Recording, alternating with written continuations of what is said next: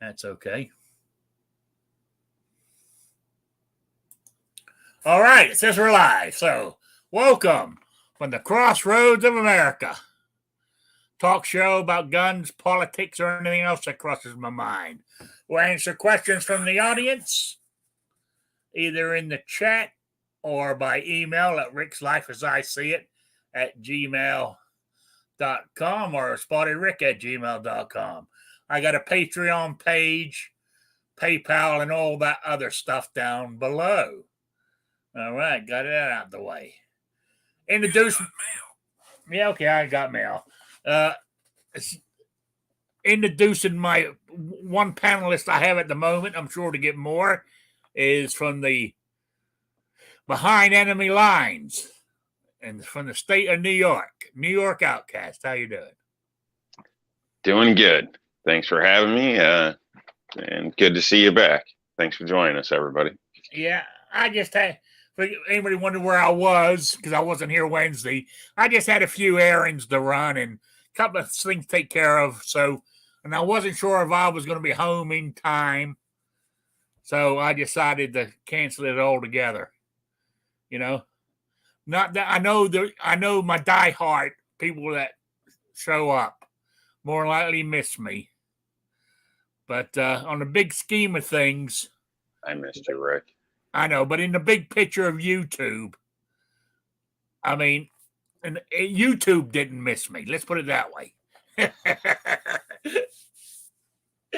Anyway, let me see.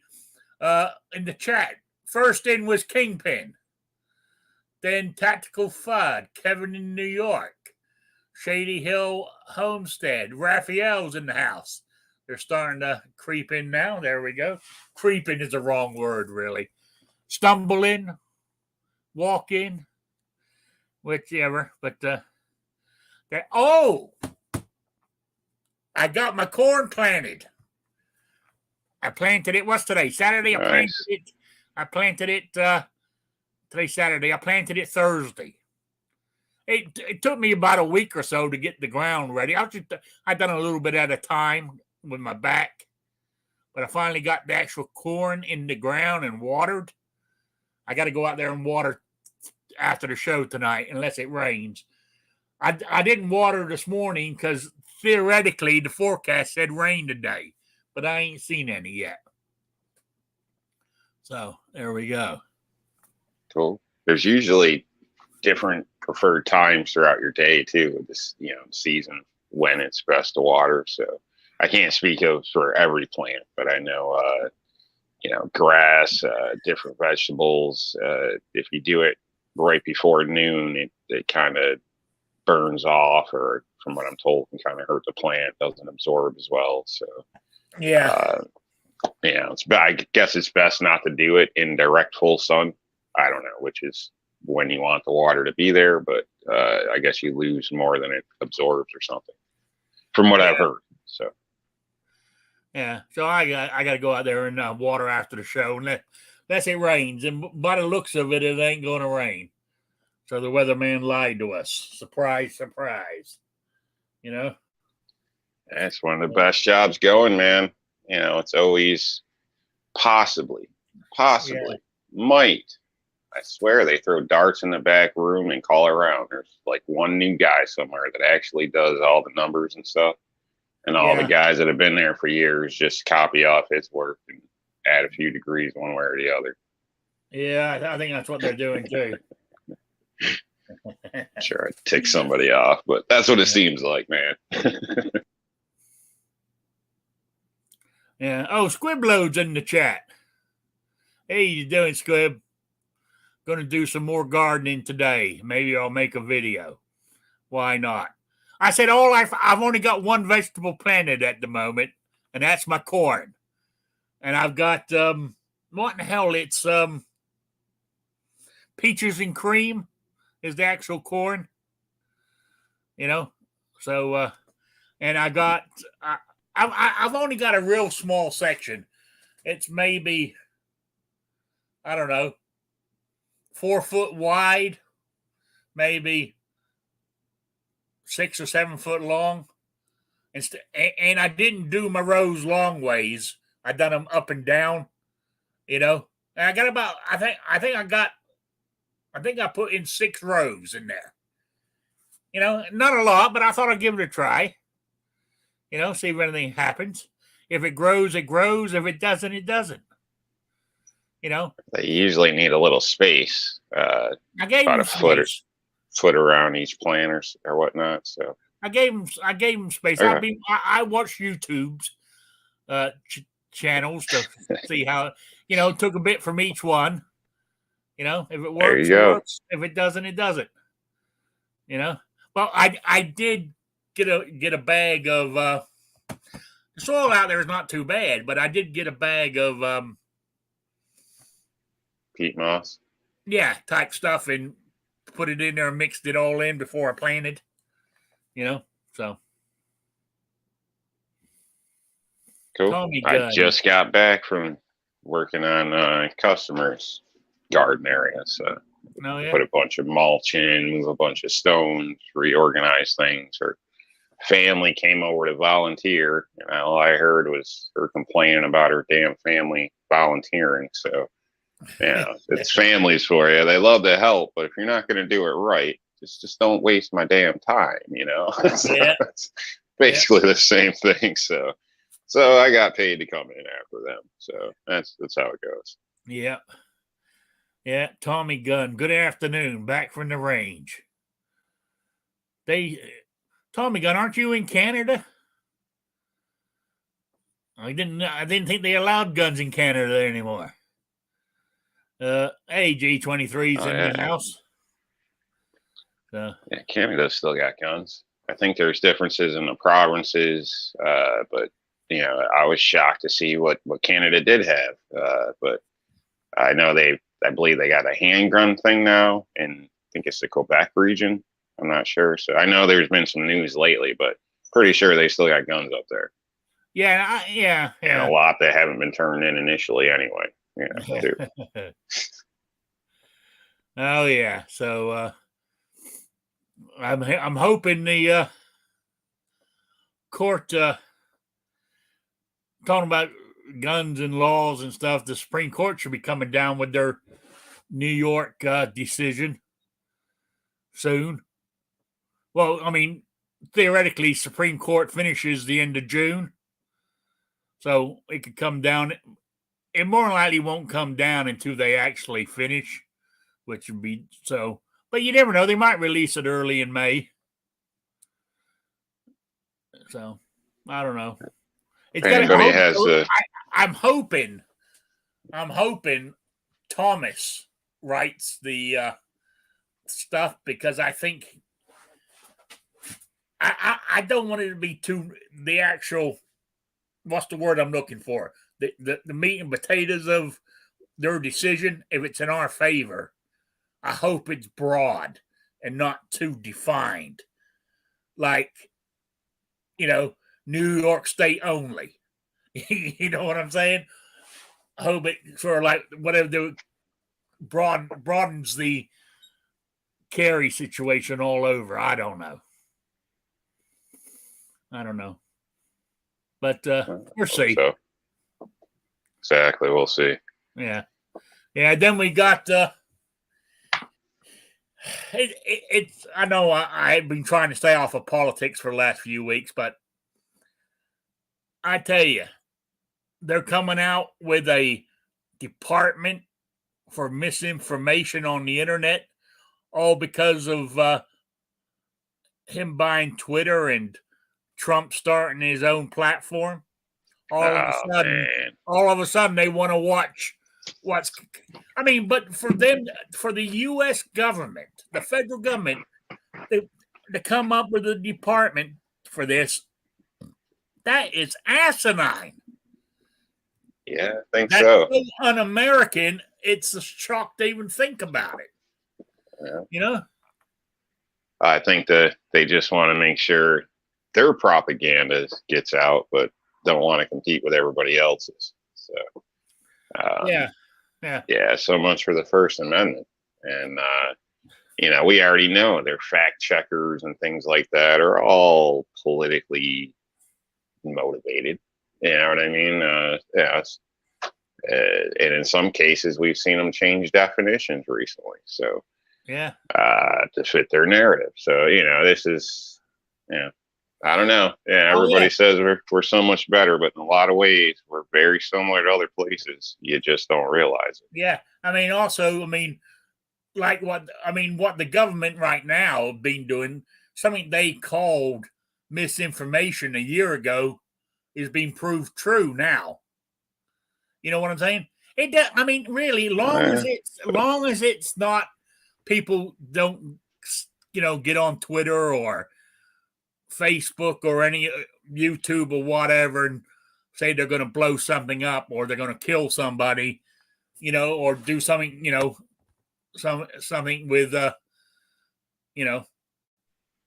wait a minute. Who cares if they do? Kids, Honestly, kind of we're thing. all But we're all adult individuals. If somebody wants to put their ass out there and end up in jail, that's on them. Yeah, I'd rather they made a statement, ended up getting, yeah, whatever looked at or whatever the case is, and something was avoided in a sense, than they actually went out and did it. So if you want to show your hand, go for it. If I want to voice my opinion, right? But I've already been head up before, the big lie, as they claim, right? If I want to talk about the big lie, I should be able to without being punished. Mm-hmm. Because that's my opinion. Yep. Doesn't mean that I'm right or wrong. That's my opinion. I think the issue is a lot of these platforms are so-called private, so they can do these things and restrict this, restrict that. So that's where it's amazing how the government wants to do it now, because they want to jump into it. They've lost their Twitter. I don't know. Don't seem legit to me, but they tend to do what they want to do. So it's I don't know. It's great that he says he's going to open it up to free speech and all this kind of stuff.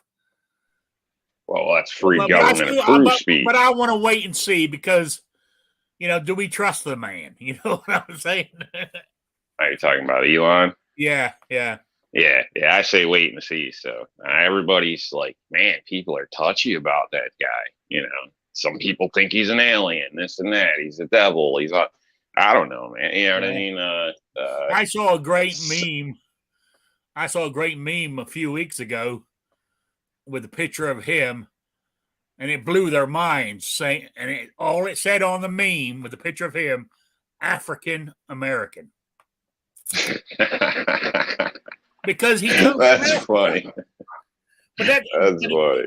But he comes from Africa. See, I didn't even know that. That's funny, though. Yeah, he's an African.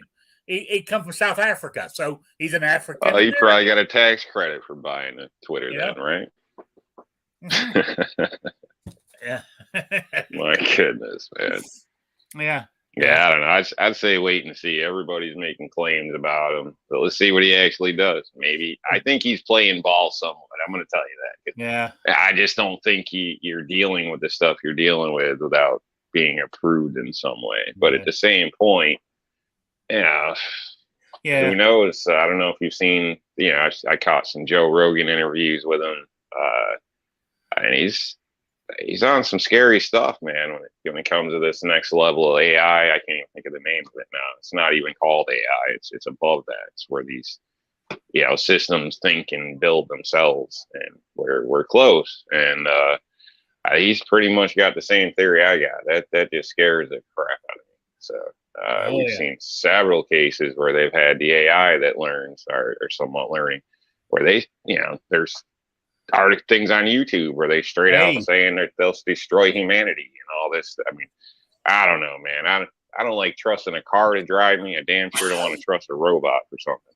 Yeah. Hey, it was all science fiction, but Terminator, those machines started thinking for themselves and took over. Man.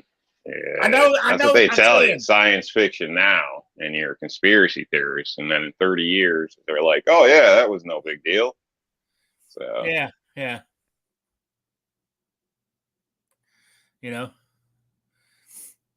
Oh, I agree with you, Vanessa. I mean, I know death threats and such is against the law. But what I'm saying, as long as you're not doing that kind of stuff, you should be able to say what you want. As I've long got as you're death not threats on breaking the YouTube, law. honestly, and I wouldn't even press charges. I don't give a damn until you come here and try to do something that you can say all you want. But Yeah. after the DC thing, I got death. I was actually kind of ticked because YouTube cleared them out of my thing. Like they popped up. I realized they were there. I was like, oh crap, look at this. Oh my God, I made it big time. And then they were wiped out of my damn thing. Like YouTube, I can't even get to them anymore. They just completely erased them. Oh, wow. Yeah. And I don't have any comments hidden or any of that crap on my thing. So I don't know how to, I can't get them back because I thought it was actually kind of neat. So, and every couple months, if somebody doesn't threaten to kill me, then something's not right. Yeah, yeah. But what I was trying to say, Vanessa, if I want to give my opinion on the big lie, as they wish to call it, I should be able to without being penalized. It's all because if I started, I mean, they already took down one of my broadcasts or shows, whatever you want to call it, because I talked about it on there. They gave me one warning. Well, they took it down, and the warning was one more, and I'm gone. Not 3 strikes and you're out. One more, and I'm gone. And they only done it to me once. You know what I'm saying? I should be able to talk about that shit without getting into trouble. Freedom comes with good and bad.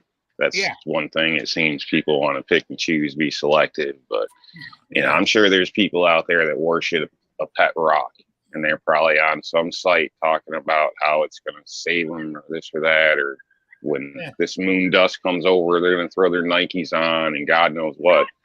And people would laugh at it, but there's other people that would state, they hate monkeys or they hate whatever. And other people may see it differently. Or there's like the KKK. Who gives a shit? If a couple of hillbillies want to get on there and wear some sheets, honestly, I don't care. That's, I just don't watch that. It's not a big deal. Like, I don't understand, what the hell? Well, let their neighbors see them over there and be like, oh shit, that son of a bitch or whatever, who cares? The way I look at it, harden up, if you don't like me talking about something, don't listen. Unsubscribe. Change the channel. Yeah, you know what I'm saying? It's just because I hurt your feelings doesn't make me wrong. And you could be wrong, but even if you are, it doesn't matter. Crazy people say stuff all day long.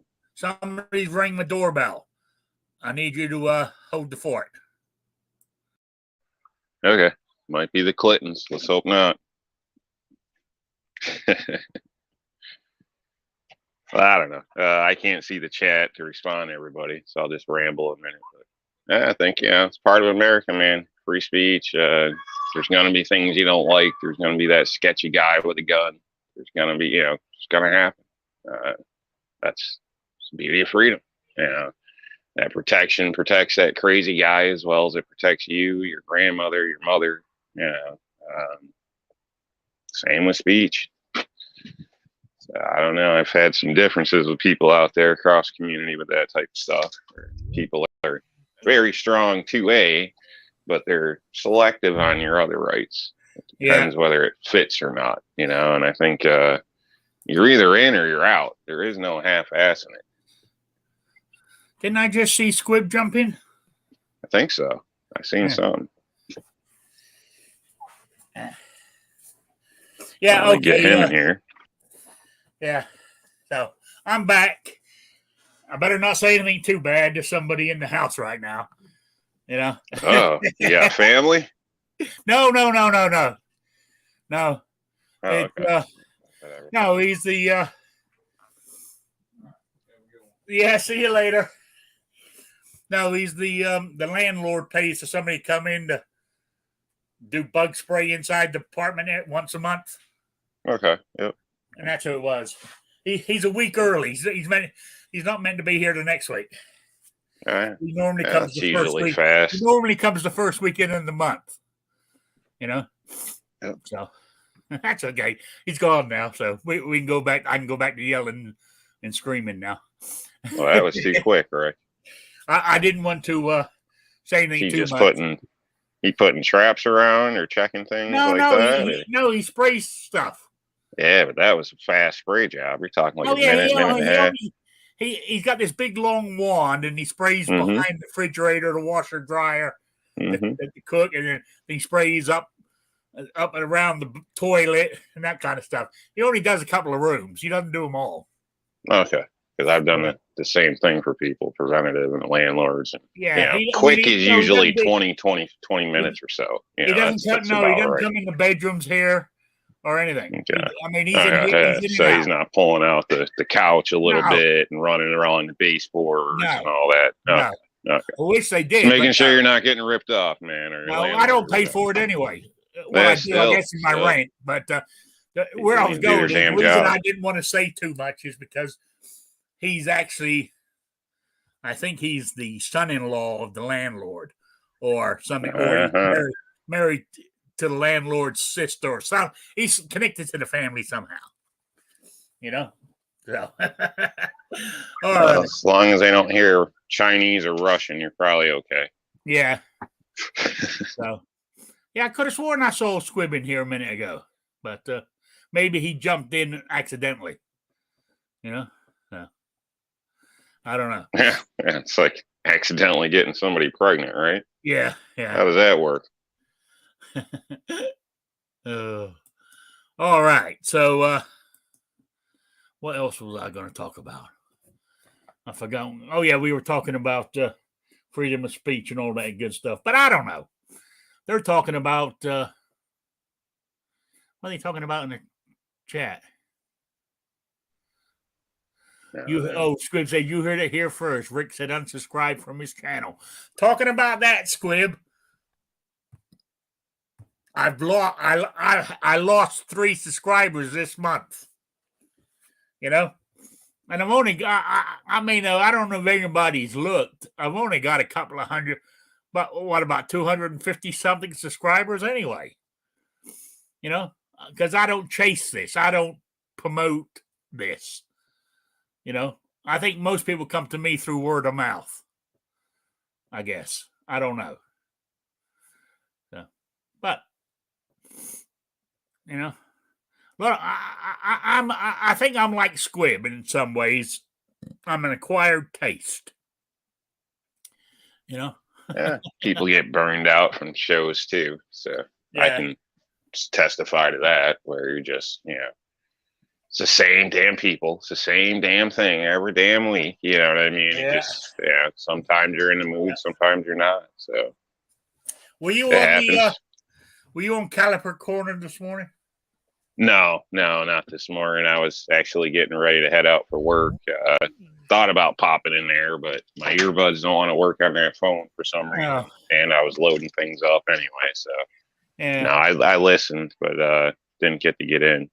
No, I was. What's up, Squib? Hey, Squib. The lag between the YouTube side and the live side is a little bit more normal this time. Yeah. Did you just turn the dial to the right there, Rick? The lag,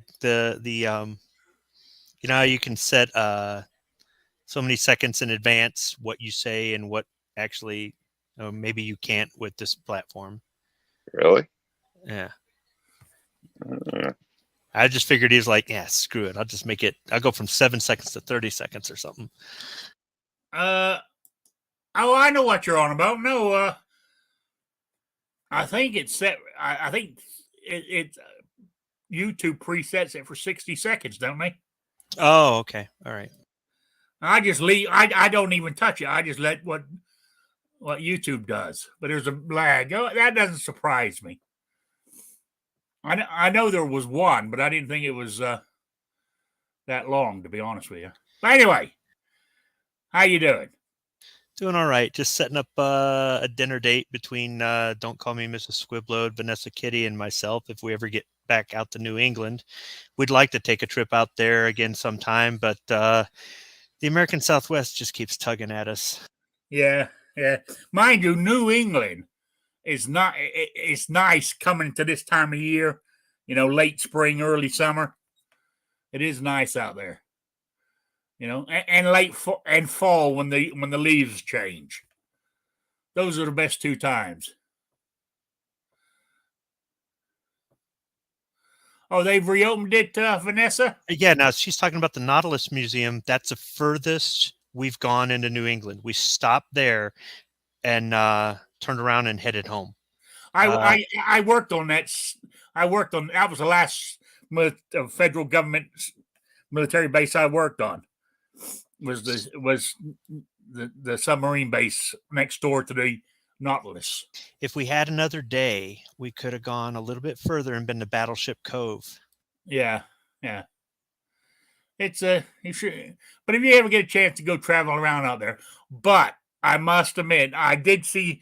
I spent maybe 5 minutes this morning on listening to Caliber Corner, and I caught some chat in there talking about donuts. You know, and I think it was Tommy Gunn was He's talking about Tim Hortons and Canada. Now, Tim Hortons is good, man. Personally, I think Tim Hortons sucked because I think their donuts are good. I didn't say. Well, their coffee sucked. Let's put it that way, because they bought a donut company that went bankrupt called Best Eaten up in New England, there around Massachusetts, Connecticut, Rhode Island. I don't know if they ever went down into New York, Best Eaten, but Tim Horton bought them. A chain. So. I think there was 30 or 40 of them. Tim Horton bought them. Within 2 years, they pulled out, closed every one of them down, and skedaddled back to Canada. Every business isn't going to succeed. You know what I mean? Some just don't work out right. Some, especially when you buy somebody else's setup, because, you know, usually there's a reason they're selling it, you know, and you might not catch it right away, but area, the clientele, I mean, you know, the maintenance, the building, you know, depending where they're at, they may be, you know, there could be hidden services that they didn't expect. I mean, there's a lot of stuff that goes into that. So, you know, it's not always necessarily like somebody just gutted a company. So some companies are barely making it or suck as it is. You know what I mean? So once you're on the inside, you can see that a little better. I mean, I've seen places where I don't know how the hell they stay in business, but they advertise nonstop and they rip everybody off, but they're still in business. Yeah. Was he talking about R&L Displays? I stepped away for a minute. Oh, you son of a... No. But talking about R and L displays.com, you know, American company made in the USA.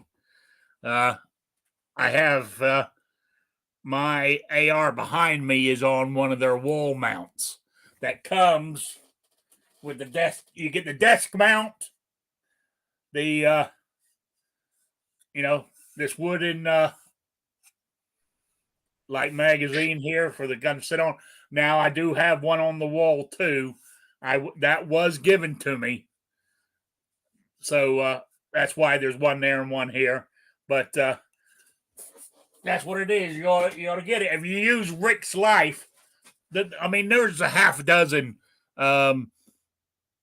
codes out there, but if you use Rick's Life, you get 15% discount at the checkout.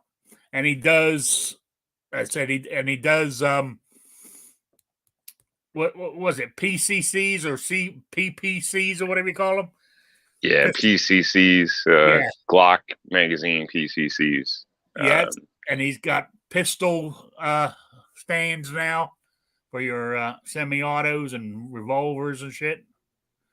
And you're still working on the AR. You got issues with that one at the moment. Yeah, the AK, I meant. Yeah, I've just got to work on the final clip deal, but and get it sent out to be tested. So basically, if it approves, I'm good to go. But I didn't want to work on anything the last week or two being sick and send it out to people to mess with and all that stuff. So yeah, because I care for my customers, so I don't want to get you sick.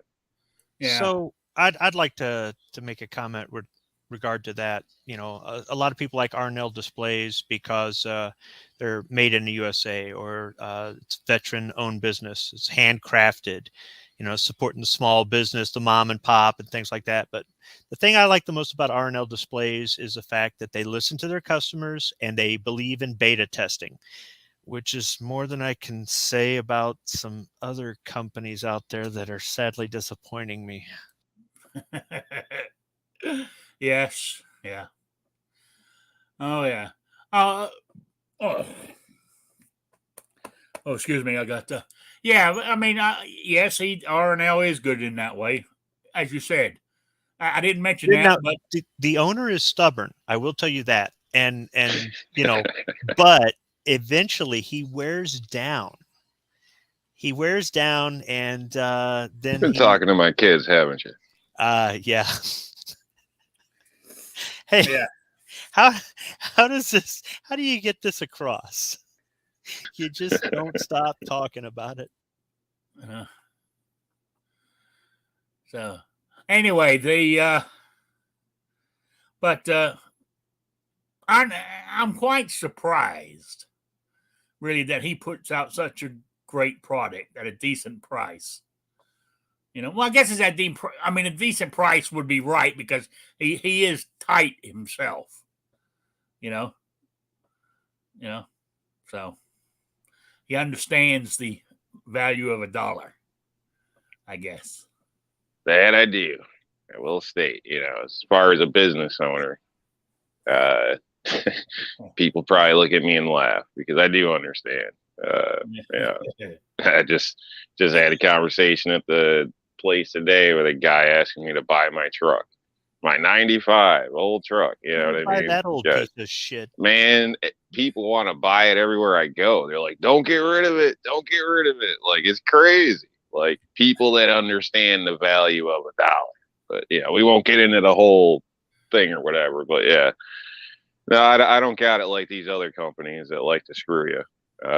When you do it right, it takes more time, this and that. Sometimes, you spend an extra $1, you put a little extra time in it, and you break out with a lot less profit. But everybody's happy in the end. Yeah, and business repeats. At least that's been my motto. So. Oh yeah. I agree with that. All right, sorry, I'm trying to talk and type at the same time here, so I'm not that good at it as I used to be. Oh, when I went to the doctor's the other day, she said stand against she weighed me and put me. I wanted to get my height, had me stand there, and she said you're 5'10.5". I said I know I shrunk, but I said I ain't that short. But she wouldn't. I said you reading that wrong, but she wouldn't do it again. Because originally, I know people get shorter as you get older. I was at my height. I measured 6'1". With shoes. Yeah, and I had shoes on when I. When you just did it now. Yeah. Okay. If anything, I lost maybe an inch and a half at the most. I ain't gone down to 5'10.5". So. Yeah, I don't know on average how much people lose, but whatever. Your arches over time, your foot, your arches, they give a little bit. Your spine condenses, the disc in between your spine and whatnot. That all kind of condenses a little bit over. Gravity's a bitch. So over time, we all kind of tend to get a little, but I don't know, inches would be questionable. Yeah, that's what would make you think shoes or something. Maybe your posture is horrible, I don't know, but Well, I tried to stay. It's hard for me to stand up totally straight now with my back. so If you measure that me, I tried little to. bit might throw it Mhm. off some. Yeah. So anyway, that's all right. I gotta go. I gotta figure out how I'm going to. Is it not this Monday, but the next following Monday? I got to do that. I got to do that 6-minute walk, and I said, "What do I actually do?" And they said, well, I think I'm going to be on the 6th floor of the hospital, and I just walk around the corridor, without stopping for 6 minutes. And I told her on the because she was checking up on me to make sure everything, sort of like pre-registration or some shit. I said, I doubt if I'll last 6 minutes without stopping. I said, not that I'm going to be breathing heavy or dying.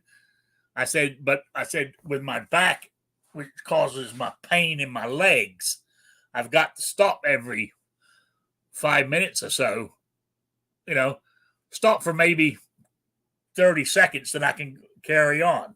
That's how I normally do my walking,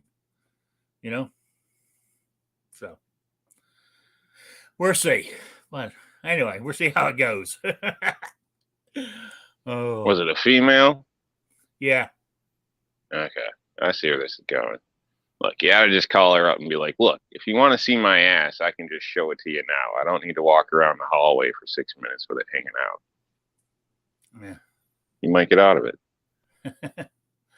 Aussie, I ordered a Uberti 1873 Cattleman 45 Colt last week. Oh, very nice. Yeah, I mean, where is it? I think I showed it last week, but Seems like the guy walking around the halls in the hospital always has his ass hanging out, no matter what. Yeah, I normally have my ass hanging out. I mean, this is that's an 1875 Uberti, 7.5 inch single action. Was that nickel? Is that what they call it? Look at this rebel. So, hey, but oh yeah, Got no F's left to give. Oh, I'm still on my what you call it, on my primers. Still none in. I found some online. I can't think of. I think was it Grafton Son? One of those, or it might not have been a them. great source for reloading stuff. Yeah, but it was. I can't. It was it was a company that had them, and they were selling 1,000 for $70. That's not bad at today's prices. I know. So I went to order them. Then a little window pops up and says, minimum order $300. I said, ooh, that's not well, nice. I ain't got $300 to spare right now. So then there was another one. Sold them by the case, 5,000 for $475. I mean, if I had that kind of money just sitting around, I would have bought some. But so I mean, I don't know, they're out there, but sometimes it's more than I can afford. When you buy them by the case, are they still individually wrapped in the single lot packaging, and then those are bundled up into a case? Yeah. Okay.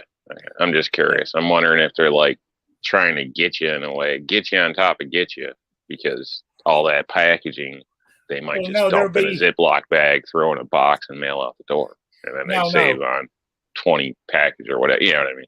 I'm just just curious. I mean, all that stuff matters. On the shelf.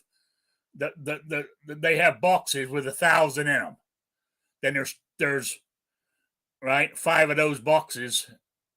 In a case or whatever. Individually, as I said, I mean, they sell them. They sell them this way too. But for 1,000, there's normally 10 of these in a box. You know. Okay. But it said when I bought these, they were $4.99 for 100. You know. So those are small pistol primers. But I said it's small rifle is what I'm after. So, and the price of two. I was looking at 223 bullets. Too, they went up. Also, I thought, damn. You know, never price end. for 1,000 primers used to be like $45 or something like that. Yeah. Up $34. Yeah, somewhere around there. Yeah, you pay about $3 to $4 for a sleeve of 100. You can buy them in a case of 1,000. Get a slight break. More so if you bought it at the store than if you ordered online. If you order online, you got to pay shipping plus a hazmat fee.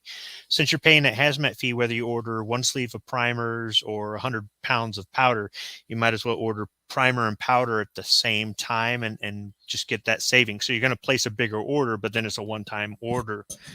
Nowadays, primers in this area, they're up to $11 100 now.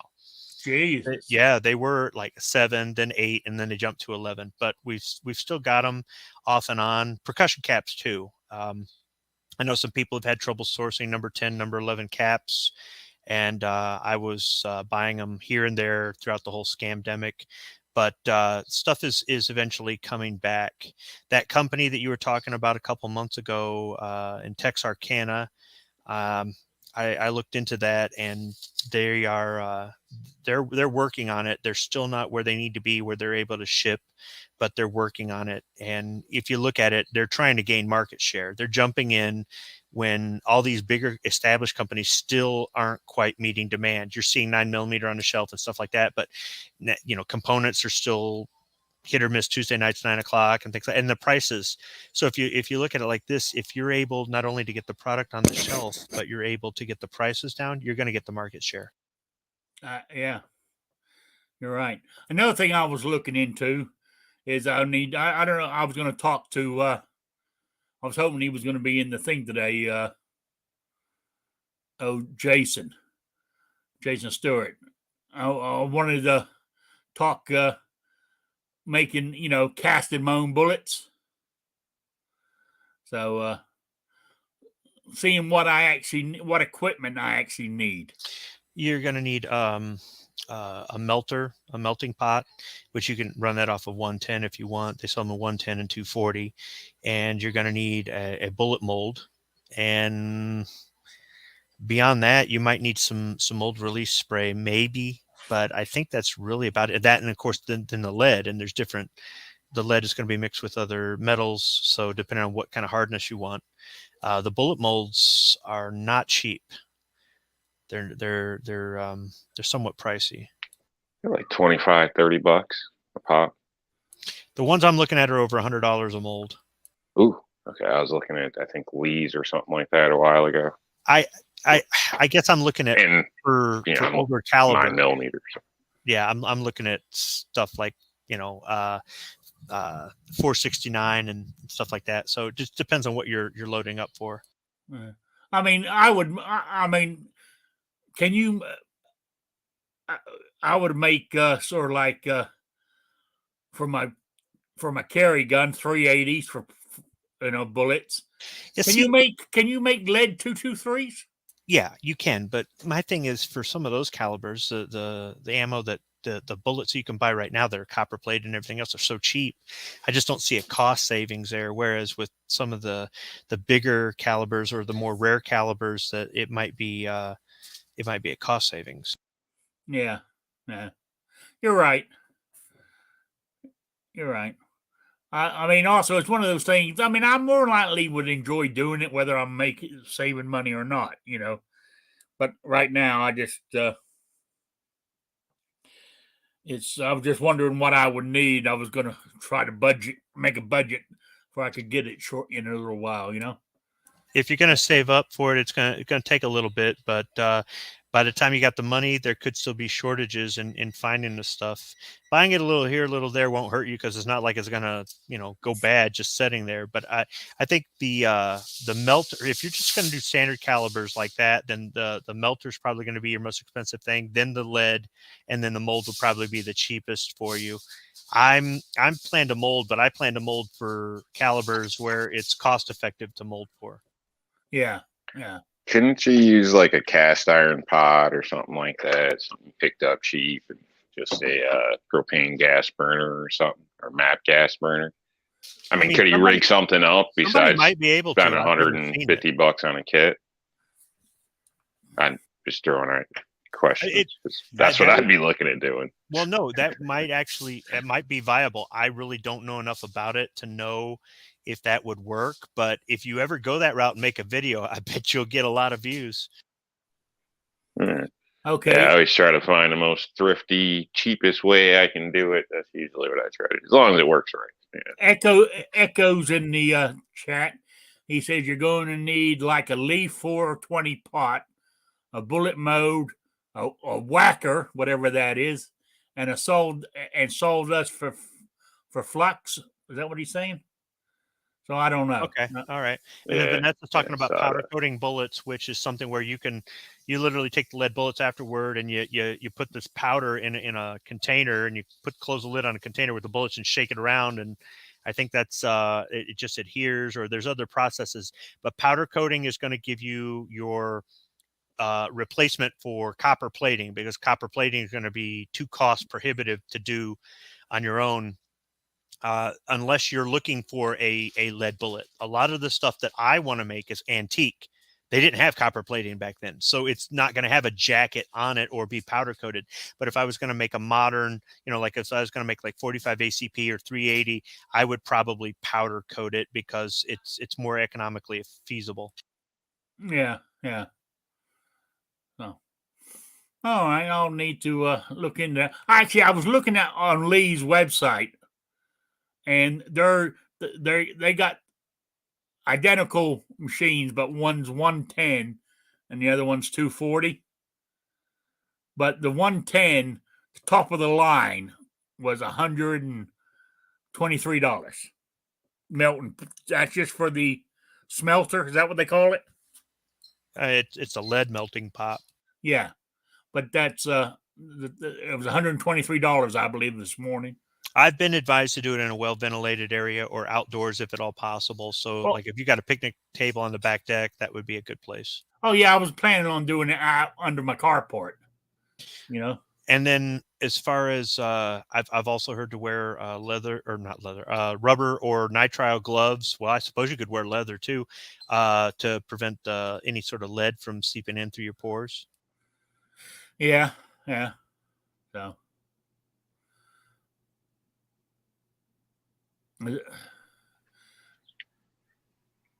sorry. That was your lead there? Yeah, it's one of my lead collections. Collection out here, collection down there, buckets of sawdust. But you don't cast your own bullets, so do you? Not yet, but I've been planning on. So. Oh, okay. Oh, that's why throw it away. That's why you're asking how to rig it up with a cast iron pot. Basically. Yeah. But or I can make maybe build one out of a 5-gallon bucket. It's keeping the constant temperature, I think, is where you got to be able to do. But what he's demonstrating is that you don't need to buy everything on day one. You could literally buy this a little at a time. And the only thing that's really perishable are primers and powder. And if you store that properly, you can store that for decades without any sort of issues. But otherwise, this stuff, you literally could piecemeal it together. You could take years and years to build up your supply of raw materials and equipment, and then reload, cast, or what have you. It's the sky's the limit. It's totally up to you. It's not something where if you don't buy it all at once, you just can't do it. Okay. Yeah. Oh, hey, Guns and Barbecue, how you doing? All right. How about you guys? Doing all right.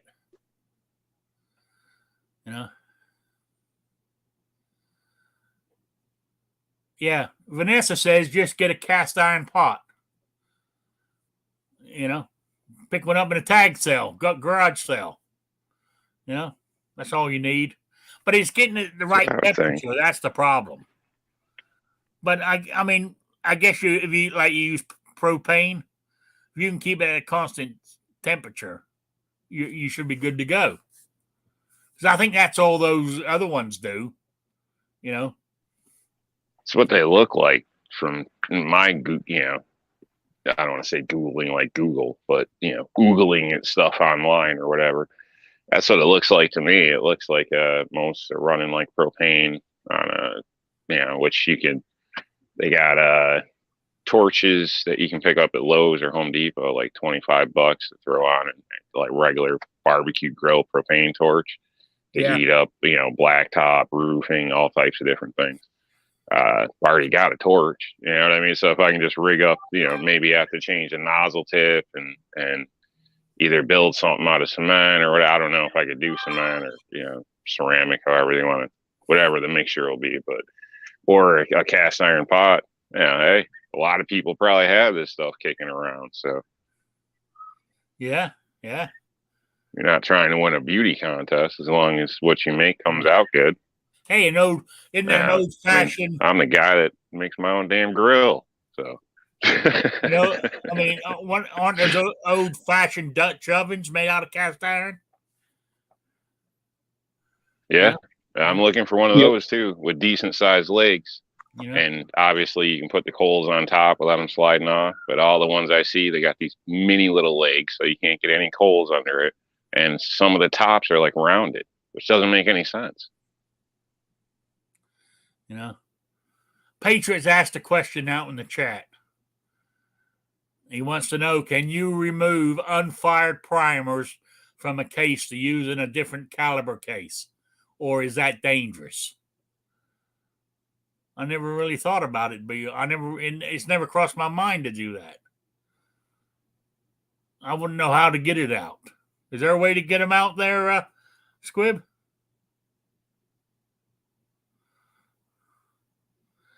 He must be busy.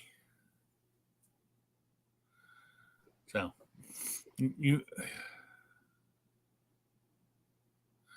okay, Chris from the 740. I have removed live primers from brass a bunch of times,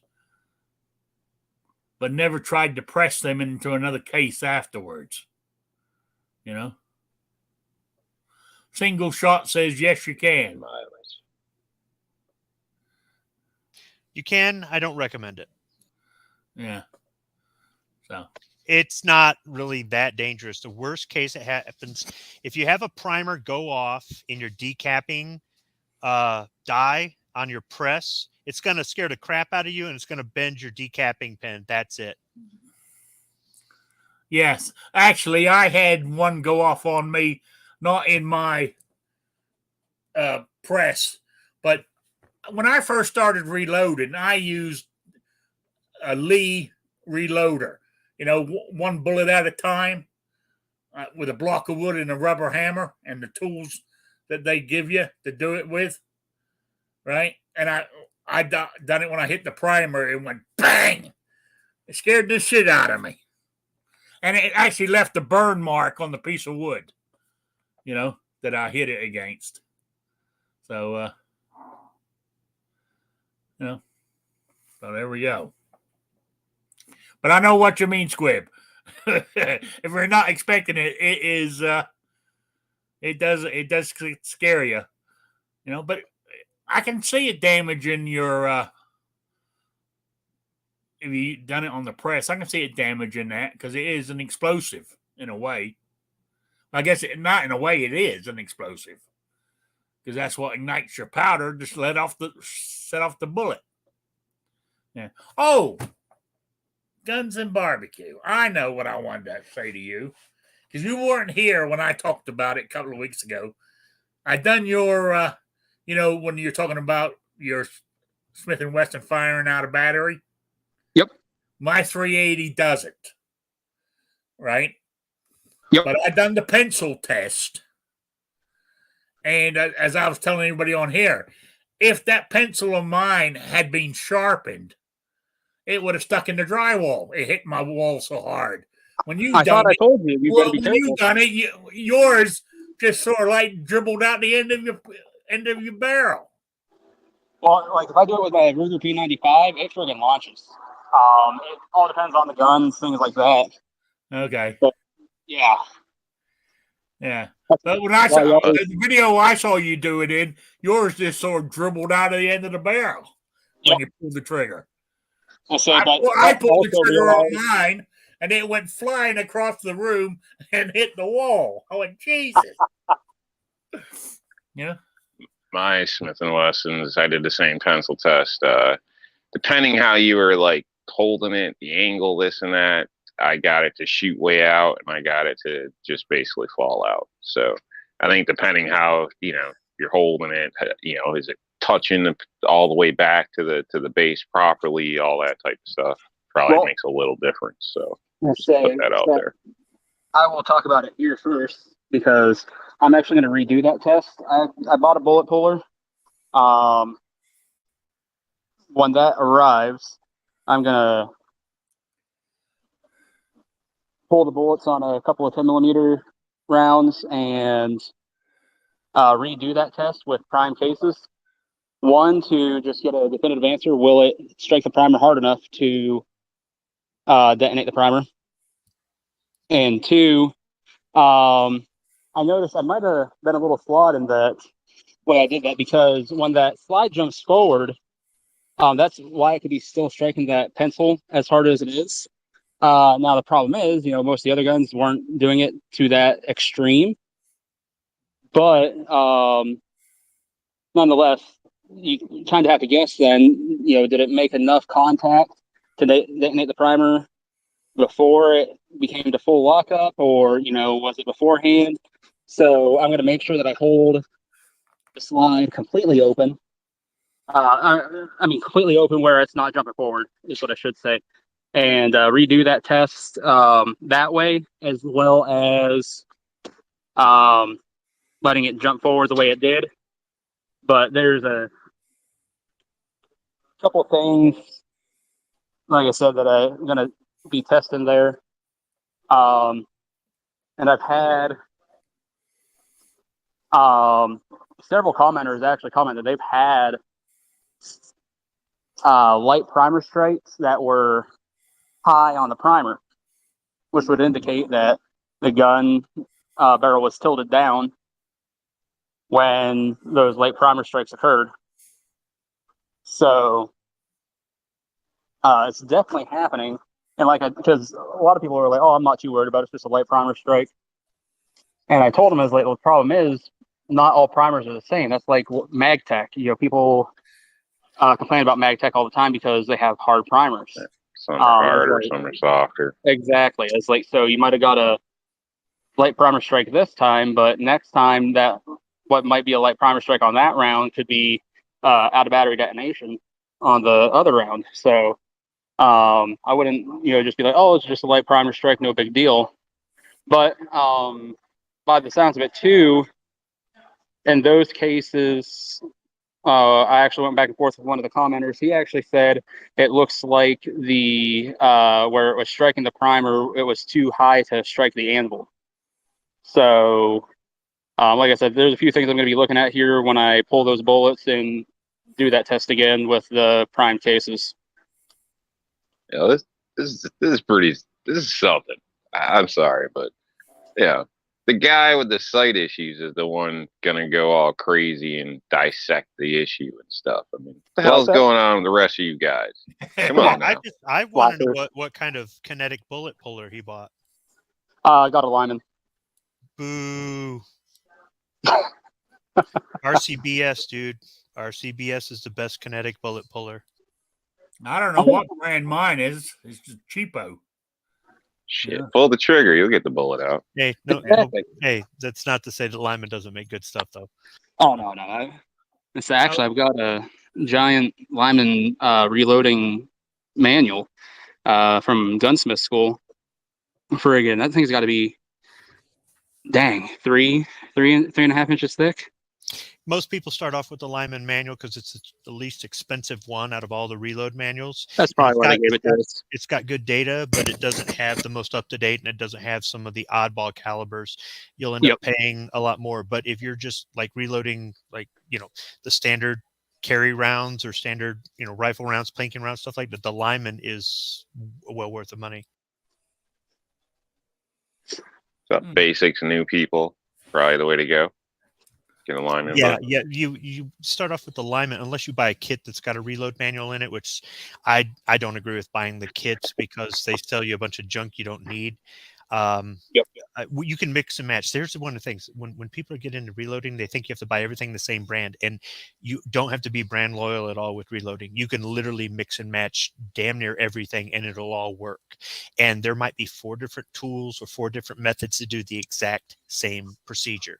And like he's buying, I said Kinetic bullet puller because I'm thinking, what's the cheapest way for somebody who doesn't reload to pull a bullet, to buy a hammer that pulls the bullet out? You can actually get a bullet puller that goes into your press.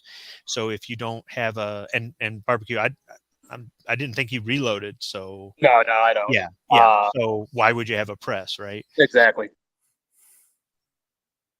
Well, he still enjoys torturing people.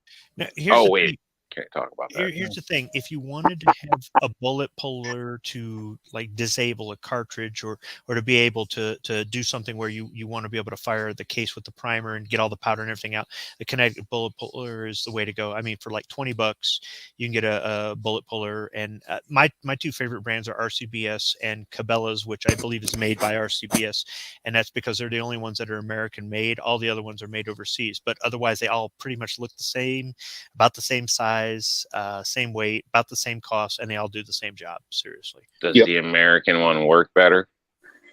Honestly, or no? But for the same price, okay. Why would you give the money to the Chicoms? Oh no, I'm with you. Even if it was a few bucks more, I'd prefer to buy the American one. But I'm just curious, though.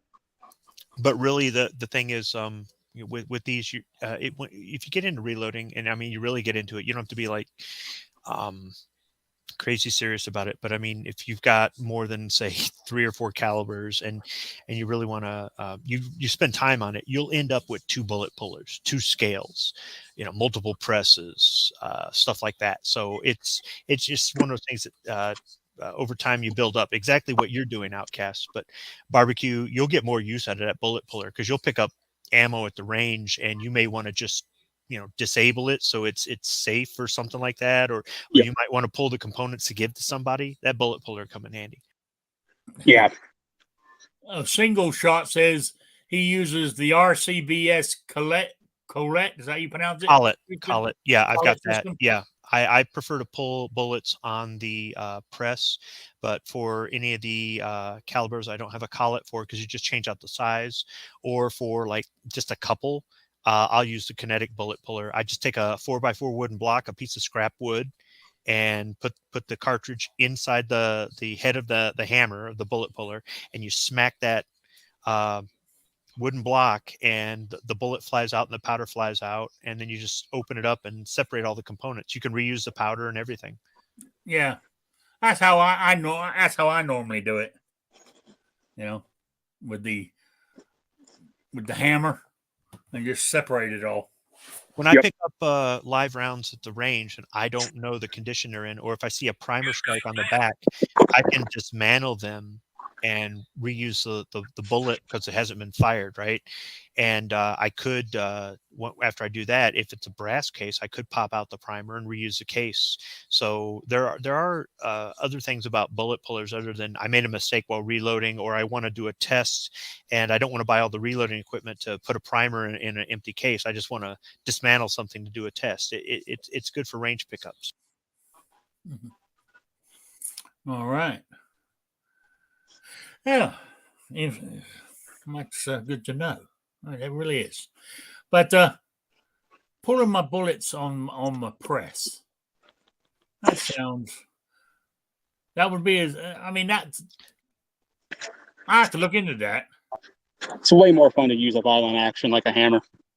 Yeah, see, that's just it. I might strike 3-4 times with the kinetic puller, the hammer, to get that bullet to fly out. Whereas with the collet die, it's once. It might slip every now and then, but for the most part, just one time and pops right out. That's what I'm thinking, because it normally takes me, 3 or 4 hits every time. If you were going to dismantle a bunch of the same caliber, the collet die is a time saver. If you're just going to do, say, 4 or less, get the kinetic. Yeah. You ever see like that new person with the little hammer from the dollar store show up at work and beat on a nail, and they're choked way up on the hammer, and they're just that's what I'm envisioning as far as your bullet pullers kinetically. It's Let me go probably see if I got driving a me video on nuts, this. dude. Hold Like, on. where's the framing version? Want to set it and forget it, you know? Yeah. So.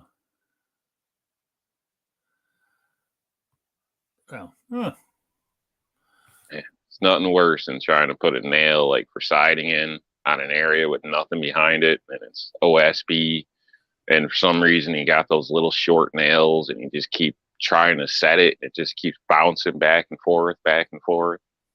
I'm running off here, but man, Right. that's so dang annoying. I just put a link to my kinetic bullet puller video for anybody who's interested in seeing how to do it, or what it looks like, or that it's not a framing hammer. Damn. Although, if S-Wing made a bullet puller, that would be awesome. I'd recommend it. Or a Vaughn bullet puller. Yeah. I'm an S-Wing guy. They just work. They work till they get stolen or lost. Yeah. All right. Sorry, I was doing something else, and I told you I can't do the chat and type at the same time. What he's trying to say is he's bored. No. Oh, by the way, I haven't seen him in here today, but just real quick, I just want to mention that the one person who sent in the answer to my quiz for last time is the winner, because I only got one entry. Rigged. What was the question? What is the what I wanted to know was with Louis L'Amour. I wanted to know what hit the title of his one and only science fiction book. And the answer, Westworld. no. Hey, Single Shot, how you doing? Hey, bud. How are you folks doing today? All right. Wait. Got a good conversation going here. I can barely hear you. Okay, how about that? Oh, that's better. Yeah, now you're loud and clear. Yeah, it makes difference. Are you no longer in Olathe, or however you're supposed to say it? No, actually, I'm in Indianapolis right now. Oh, you're about 2 hours away from me. Really? Yeah, just hang a right. Just hang a right, and Rick's down the street. Oh, by golly, I'd like to meet you sometime, Rick. Yeah, That's for sure. actually, you're closer to roll call. Is that right? Yeah, hang a left and go a couple hours in your roll call territory. Yeah. Ah, okay. And what's his name there? I don't know him, but isn't Military Arms over that way too? Who wants to go see that guy? I know, but he's in Indiana, I believe, somewhere up there. So yeah. Okay. Now, if you keep going straight, and for a little bit, you'll run into Chris from the 740. Cross on over into Ohio, a state that Travis doesn't know where it's at on a map. I get a kick out of that. Now, see, look, Outcast has got a bullet puller. It's just kind of full of lead already. Yeah. I got a hammer just like that. I figure Outcast bullet puller is probably like a sandwich maker, dishwasher, cement mixer, all in one. I know New York is not going to buy a bullet puller. They'll make one somehow. See, you mentioned the dishwasher barbecues because it had running water, right? Everything with him has to do with running water. Yeah.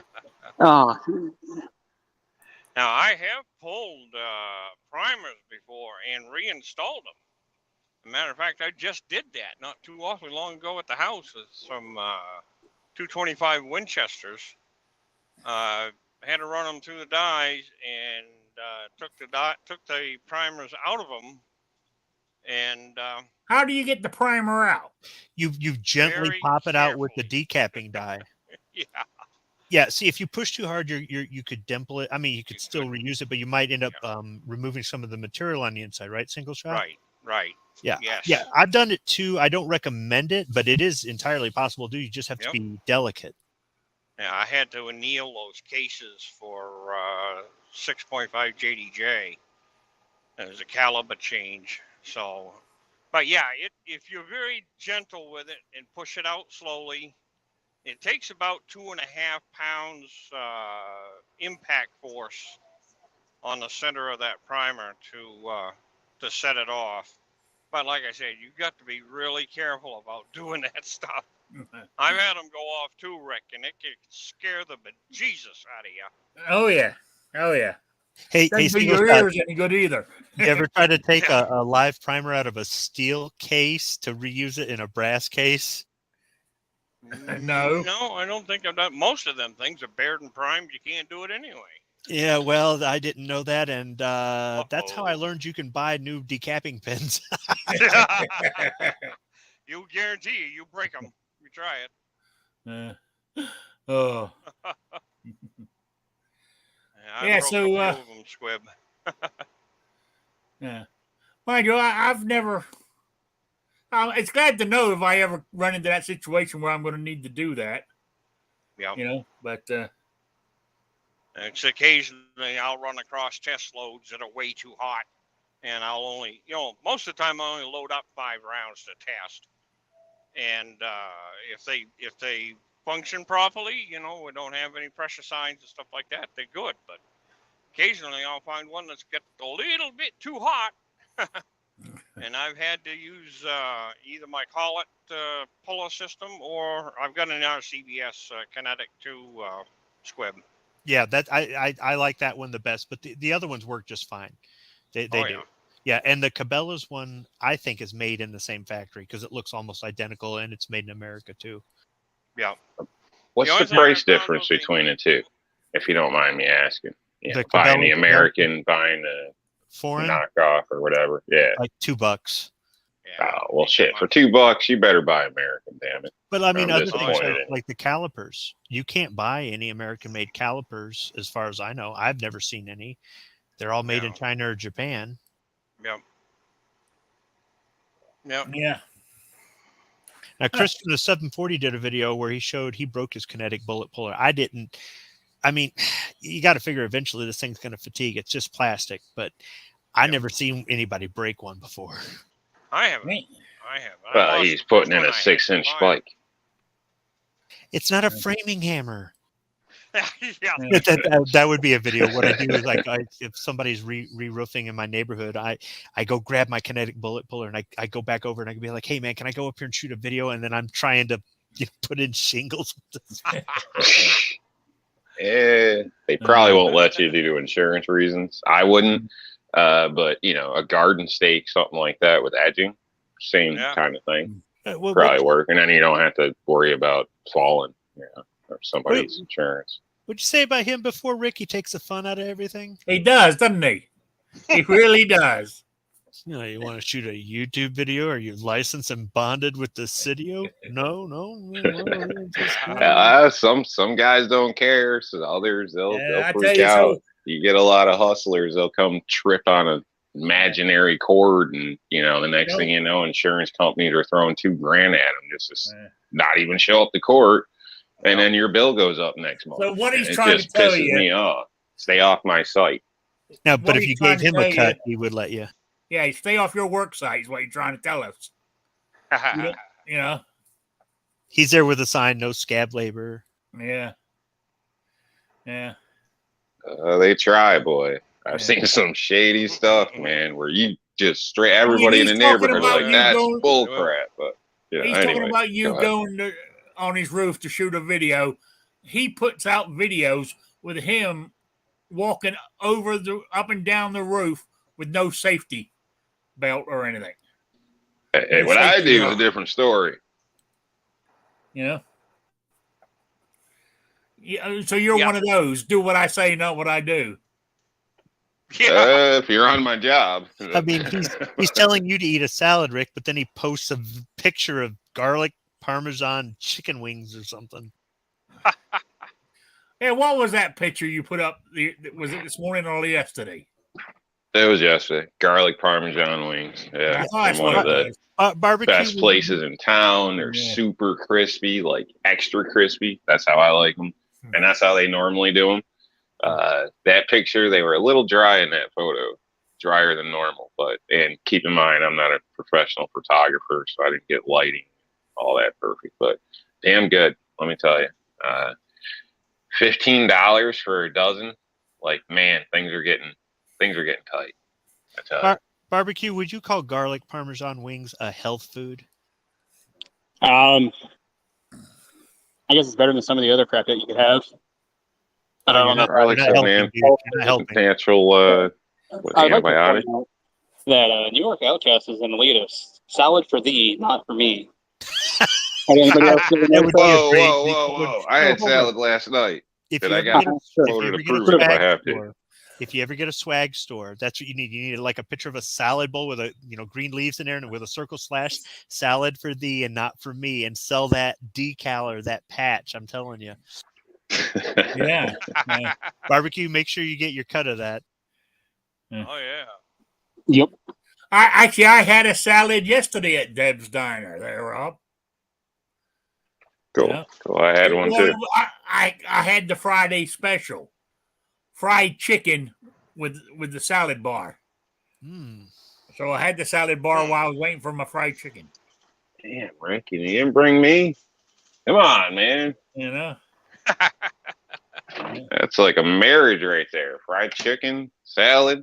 I'm in. You drive all the way to Indiana for fried chicken. Yeah. Yeah, actually, and it cost, and with my big glass of iced tea, cost me less than $10. There you go. Way better than what I spent. Free refills? Refills on my drink, yes. You hear that, Outcast? Oh, yeah. Free refills. Mm-hmm. That would be another decal idea for your channel. Free refills. Yeah, so it was pretty good. Anyway, I gave you the answer to my quiz, and the winner is Jason S., by the way. He's the only one that sent in an entry, and he got it right. So let me write that down before I forget. I got to send all these packages out. I got one going to 2 Live Moo, one going to Ozzy, and now Jason S. Uh-huh. Yeah, I'll send them all out next week when I get paid. So, all right. I'll give you the quick question for next week. Well, not next week. This will be, it will be, let's have a look. May 14th, because next week's the 7th. Yeah. So this will be for May 14th is the answer. So that's 2 weeks from now. So the question is, let me read my lead up to my question. And it's because it's a 2-parter. But anyway, I'm giving you the backstory. And it's to do with the Colt Single Action Army. In 1895-96, the U.S. federal government returned 2,000 single-action Army revolvers to Colt to be refurbished. 800 were issued to the New York militia with a 7.5-inch barrel, and 1,200 were altered to a barrel length of 5.5 inches. In 1898, 14,900 of the single-action Army revolvers were altered the same way by Springfield Armory. The original records of the War Department do refer to these revolvers with the shortened barrel as a what I want to know is what did they call them? What's the official name for them? The And what designation, is the name that everybody used for them? their military designation, like an M number. No, Okay. like the 7.5 is known as what the Peacemaker. Single Action Army, right? Then you got the Peacemaker, right? what? Peacemaker. No, but on that line, Yeah, single shot. I think the Peacemaker was a marketing name that nobody back then used, but nowadays people use that. It's just like the 1851 Navy was never called an 1851 Navy; it was the Colt Ranger. So Okay. this one could be take a little bit of research if you want. You're looking for the government or military designation then for the difference in barrel lengths. I'm looking for, I guess the I think what the people called it. I guess nowadays, I mean, at the time, I would imagine it was the civilians that called it this. Oh, this one ought to be interesting, Rick. Yeah. Well, Sounds like a because cluster. actually, I mean, to what me. it says here, the name that everybody calls it is what it says is actually a misnomer. Okay, all right. So, but if I say any more, I'll give you the answers. So email me at rickslife, as I say it, at gmail.com or spottedrick@gmail.com. You got 2 weeks to get it into me. I mean, it's just a patch or two and some stickers. My swag packs have got smaller. I'm trying to make them last. 90% of this, 99% of this stuff now, I believe, is coming from CloverTech. He sent me a box of swag to use for my quizzes. That's why I brought them back, the quiz back. So if anybody wants to send me swag, if I can use it in my quizzes, feel free. I'll take it. I'll take primers and 223 bullets as well. I thought I'd just throw that in there. Do some e-begging,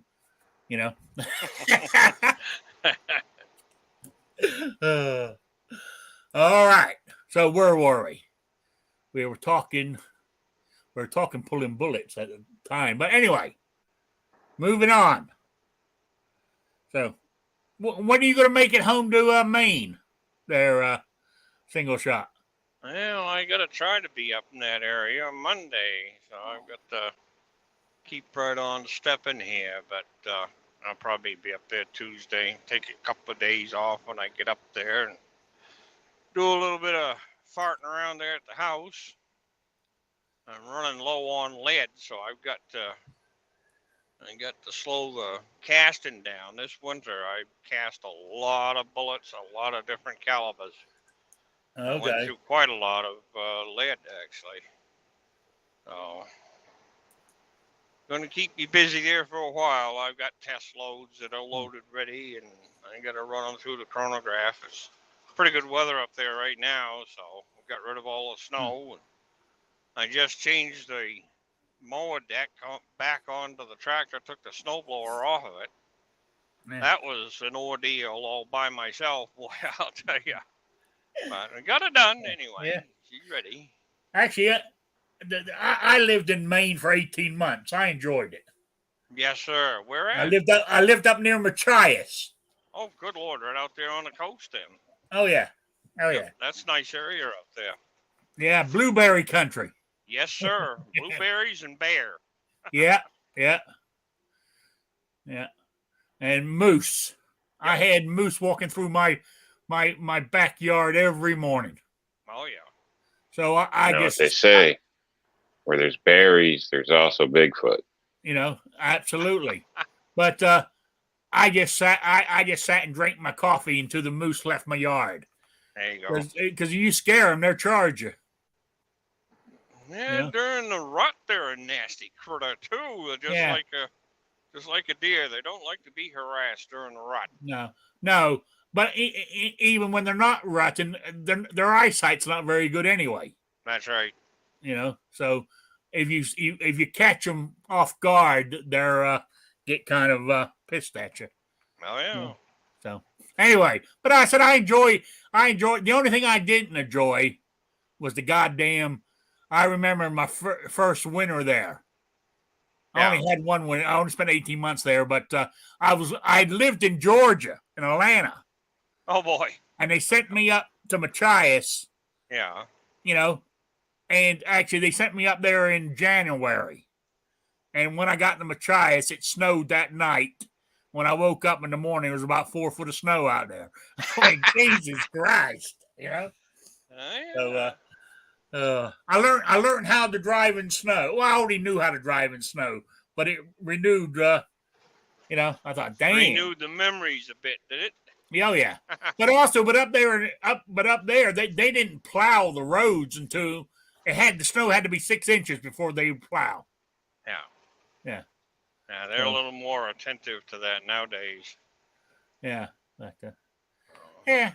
And during the summer, it was beautiful up there in that part of the country in the summer. The only problem is, I mean, let's be honest, that far north, you got winter in August. Winter in construction. Yeah. Right? But I mean, it's those little black bugs. Oh, they bite the shit out of you, and it turns out it turns out that it's the one thing in my life that I'm allergic to. When they bite me, my arms swell up. Yep. You know. Yep. The state bird, which is normally the chickadee, but state bird up there, as we call it, is a mosquito. Oh yeah. And then you got the gnats, black flies. Them things get in your eyes. You end up getting pink eye. Then you're in a world of hurt. Oh yeah. Yeah. They're annoying. They get absolutely everywhere when I was up in Maine. Absolutely everywhere. You could be in an airtight, sealed room, they still get in there. Those little bastards. You know? Little son of a guns. Yeah, you did win something, Ozzy. You won last week's, the last quiz I did. Yeah. You won the one that was about the, I believe it was the one about the 600 Nitro Express revolver. Holy mackerel. Yeah, you won that one. You know, so. Who in the world is it crazy to come up with that? I don't know, but it's got a funny Austrian name to it. But Hasselhoff. That's like the 600 Nitro Hasselhoff. I'm a recoil junkie, but I got my limits. It's a Pfeiffer Zalitsky or something it's called. You know? But, yeah. Because I asked what was the largest caliber handgun in the world was the actual original question. Yeah. And Ozzy won that quiz. Holy mackerel. I see a video with Kentucky Ballistics here a few days ago. He had a custom-built TC Contender 15-inch bull barrel and 500 Nitro Express, and he fired it. Jesus. Oh, my God. He actually held it and fired it? Yeah. Jesus. The barrel was built by a fellow by the name of Gary Wilder, I think his name is. Beautiful piece. All gold inlaid markings on it. Absolutely gorgeous. But wow. And he's got the t-shirt that I want to get. Recoil junkie. Yeah. Huh. All right. Okay. Anyway, what's time? 4:30. I'm going to start winding this down because my cats need feeding. I need feeding. I need to, take care of that kind of stuff. Man. You know, so New York Outcast, you got any shout outs or plugs? Sure. I've thrown up a few videos lately, so if you haven't seen them, maybe check them out. if you're interested. So some crazy dancing fish and stuff like that. But park videos, we're checking out a state park. And I believe a 22 kill video. But they'll stay. I've thrown some stuff up lately, so if you're interested, feel free to check it out. Leave a comment. Other than that, obviously check out everybody amongst the chat there. G23 is having his show tonight, so that's about an hour and a half away. Other than that, Chris from doesn't Chris from the 740 have one tonight as well? Show? No, I think that's Wednesday. Yeah, Maybe I'm Wednesdays wrong. at 9 Eastern. Wednesdays, not Saturdays. 9 It's Eastern, Wednesday. the only time zone that matters. Yeah. What's he in Eastern? Is he in Eastern time zone or Central? Dude, there's no part of Ohio in Central. Oh, he's in Ohio? It's Come on Eastern time zone, the only time zone. you and that Travis matters. both don't know where the hell Ohio is. I know where Ohio is. It's right now. You all laugh at me, but right now, it is the state that has had the most Sasquatch sightings in the last couple of years. Get out of here. No, Oh man. no, and the reason for that is you can blame it on Jason Stewart. All that construction they're doing, all them new houses, they're tearing down the habitat that these Oh boy. live in. If Jason Stewart would just wear a shirt. You know? Yeah, I was gonna say I thought it was him sneaking out people's back windows, when the husband comes home. So It's the state with the most number of Jason Stewart sightings. Yeah. Yeah. So Bet he had a Beretta every time Oh, they saw him. yeah, and Pennsylvania's up there too as well. Guns and Barbecue with a lot of sightings. Because more like they're running out of Ohio into Pennsylvania. Well, that's the problem. And I mean, since I started wearing a shirt, those sightings went down. But Yeah. So yeah. So just wanted to bring that up. So all right, New York Squib, you got any shout outs or plugs? Nah, I might go make a gardening video here right after the show. I'm going to do just a little bit of work before the rain rolls in. Actually, this weekend, I'm going to try to wear around this gun belt I got from MK Outdoor Journal. I might make a video on that this weekend. I think I've got to wear it to break it in. I think that's the issue. So it's fitting a little bit tight. I think the measurements I gave him, I could have done a better job on that. But I also think too that it's one of those things you just got to wear in. I don't know, when you guys get a leather concealed carry holster, does it take a while to break in? Yeah. Oh, I think so. Yeah. Yeah. Yeah, my old duty belts. As a matter of fact, I'm still wearing one. The daggone thing took a long time for that thing to wear in. Is there a trick to that? Like, say military boots, or can you get them soaked? Like, get it soaking wet, put it on, and let it dry? Parades, things like that. I mean, we've done a lot of tricks. I'm just curious if there's a way. Yeah, to break them down and break them in. Yeah. See, well, if you didn't eat so many tacos, the belt might fit. Well, leather's a little rigid, you know what I mean? So, I mean, that's part of the attraction to it in some cases. But, once it, like a good pair of boots, once you get them broke in, they're great. But, man, don't take a new pair of boots go on a hike with a brand new pair of boots. I would no take good. anytime I got new boots, I would go run with them 3 miles, 4 miles, and break them in. It hurt my feet, but it'd break them right in instead of waiting for them to wear in. And my leather concealed carry holster, I never really had any sort of break-in period with it. It just worked. But did you get them soaked before that run?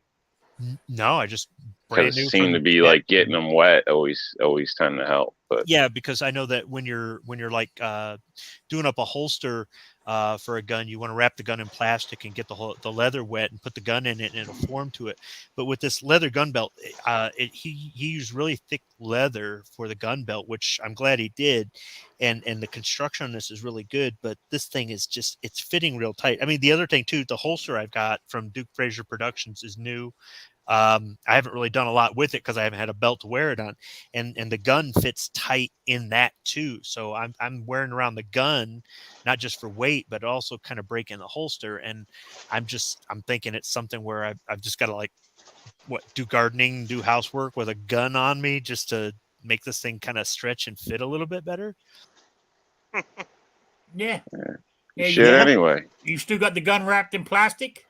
No, because he Duke Fraser already molded the holster to fit a couple different kinds of guns, and one of the ones I've got in here fits into that pattern. But Yeah, but if you because wrap it in plastic and just put it in there, it will help stretch it just a little bit. well, then maybe I'll try that. But between the holster and the belt, I'm just thinking that all of this is gonna, I guess, because you don't wear a gun belt directly around your waist like a regular belt. You kind of wear it on your hip. It's kind of awkward at first, but then it becomes a part of you. So Yes. I don't know. I guess I'm just gonna have to wear this on.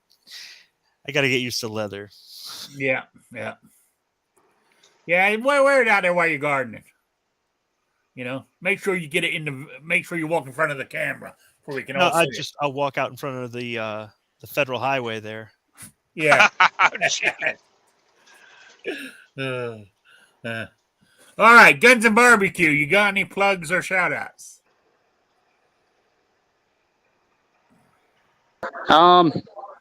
Got the barbecue chat / weight loss chat tonight. That's at 9:30 p.m. and just the typical stuff Tuesday, Wednesday, Thursday. Like I said, I got the bullet puller coming. Once that comes, I'm gonna redo that test with prime cases to have a better idea what's happening here for sure. Like I said, could be high primer strikes. Is it gonna strike the primer hard enough to detonate it out of battery? A lot of stuff I'm gonna try and check out there. Yeah. Thanks for having me. All right. I did happen to see that Yankee Marshall said Smith & Wesson's going to replace that gun that blew up that he was talking about at that gun shop he goes to in Washington State. Because it was it blew up because it was out of battery. Yeah, I saw that he had mentioned that, which, because I called Smith & Wesson, and they gave me the runaround at first, and they're supposed to give me a call back. They never called me back. I waited 7 days, called them back, and they gave me the runaround at first, and then they're like, yeah, don't shoot the gun out of battery. If it's shooting out of battery, send it in, all this fun jazz. But now, Where'd they come up with the 1/4 inch from? supposedly that came from Smith & Wesson, but when I finally got them to give me an answer, this is coinciding with about the time that they might have actually decided to replace that gun. So they might have finally said, okay, we have an issue, and they're just doing damage control now, for all I know. Yeah, yeah. All right. Single shot. You got any shout outs or plugs? Well, I want to thank you for letting me come in and visit with y'all for a little bit. No problem. I have a new channel on Rumble. I go under Daywolf, DAYWOLF. Invite you folks over there to check it out. Get a chance. And I still Well, you got do the stuff single over shot. there that the YouTube don't allow you to do. Right. Exactly. Yeah. They're getting too picky for me nowadays, and I'll still post on single shot on YouTube, but it's not going to be something that they're going to squabble about. So Yeah. but and things are going pretty good over there too. So had quite a few folks swing over by and watch a video or two, make a comment or two, and my reloading and casting videos are going to be over there. So, quite a while ago, I posted an opinion video, and It was on YouTube, maybe a grand total of maybe 2 hours, and it was pulled, and I got a strike. Yeah, that surprised me. So, Yeah. I'm about done with ScrewTube. Yeah. Well, I mean, I what was it? A few weeks ago, I got YouTube pulled a video of mine because I was talking about what they call the big lie.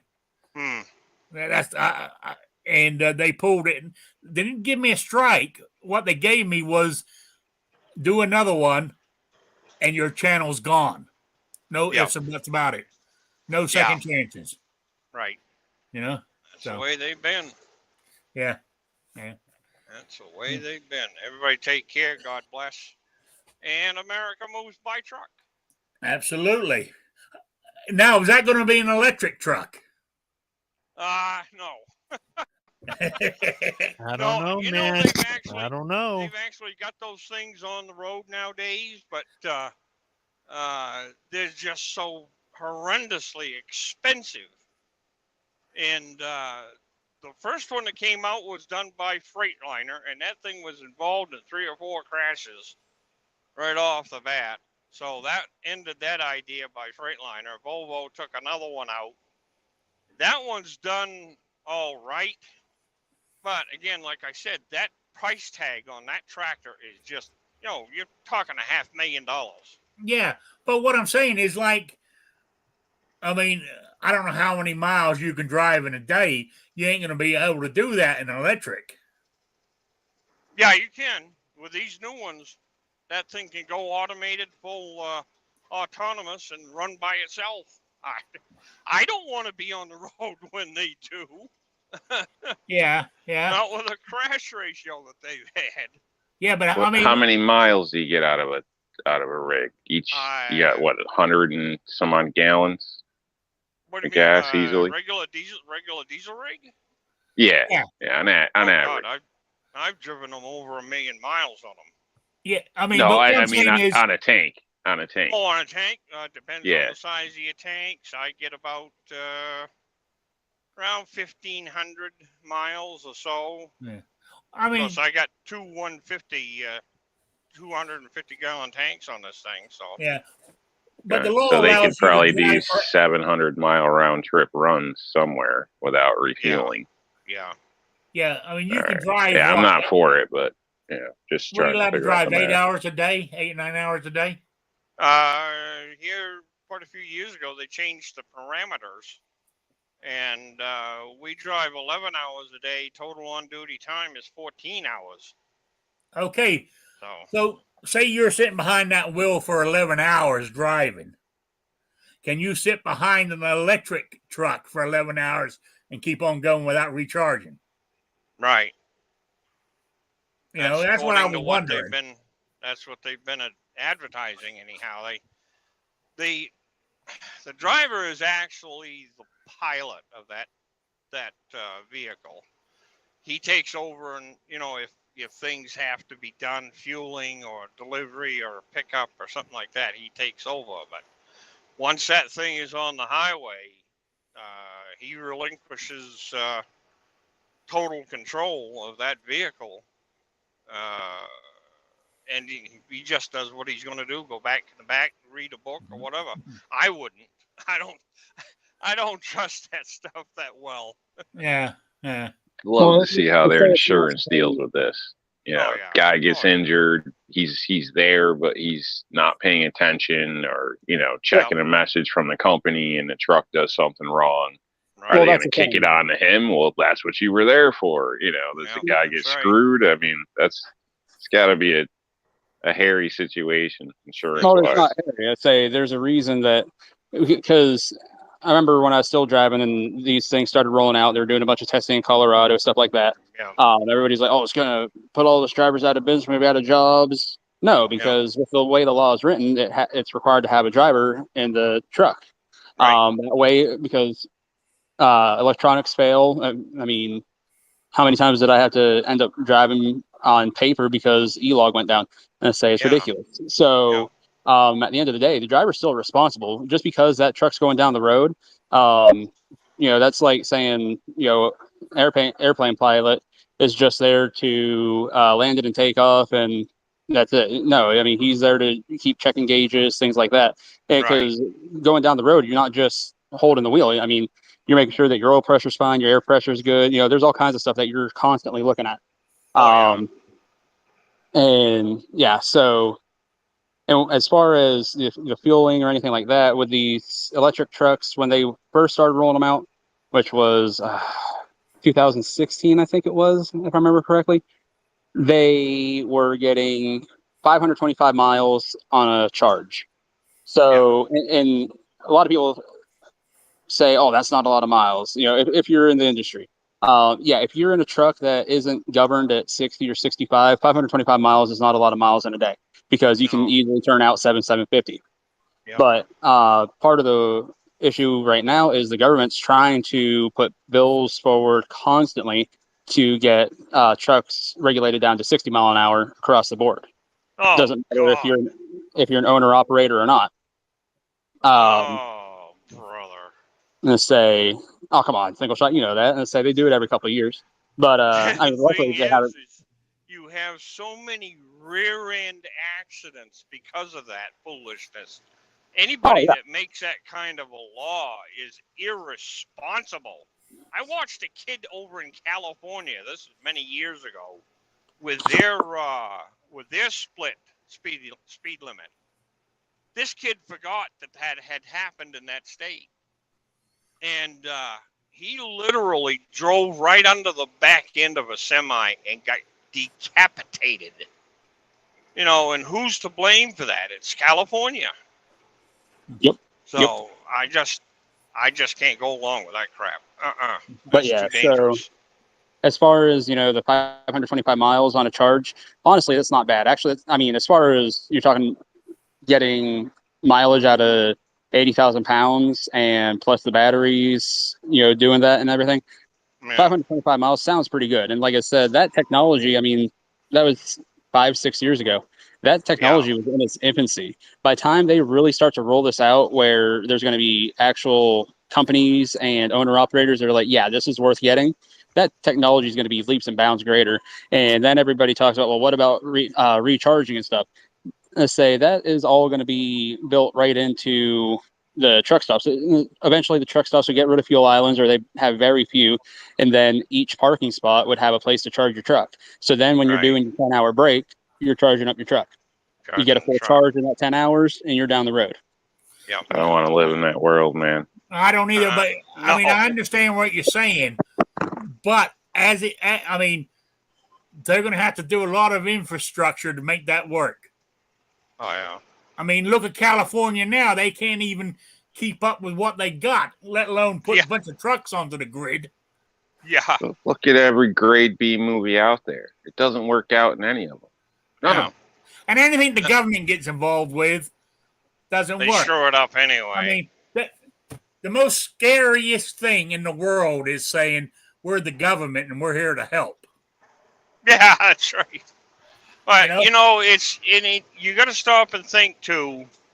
Every time a state or a country comes up with these new programs and new ideas and starts costing this industry monstrous amounts of money, y'all are going to pay for it. You know, I hate to say that. They got stock in it. You got to make the facts known as they are. Everything's going to increase. Look what's happening already. Shortages. Well, I can go on that one too, because of the shortages. All this fuel hike that they've done, a lot of the independents are going to go out of business. A lot of the smaller companies are going to go out of business. Less trucks on the road, less freight getting moved, more and more shortages that you're going to have, because the freight is there, but it's not getting transported. Yeah. That's why. Anyway, guys, I'm going to run it down. I want to say thank you to everybody out in the chat for hanging in with me. I really do appreciate it. And I'll be back on Wednesday at 7 p.m. Eastern, the only time zone that matters. And we'll see you all then. So Goodbye, everybody. Thanks a lot, Rick. Eat a salad. Hey, Sabrina. Bye, Sabrina. Good to the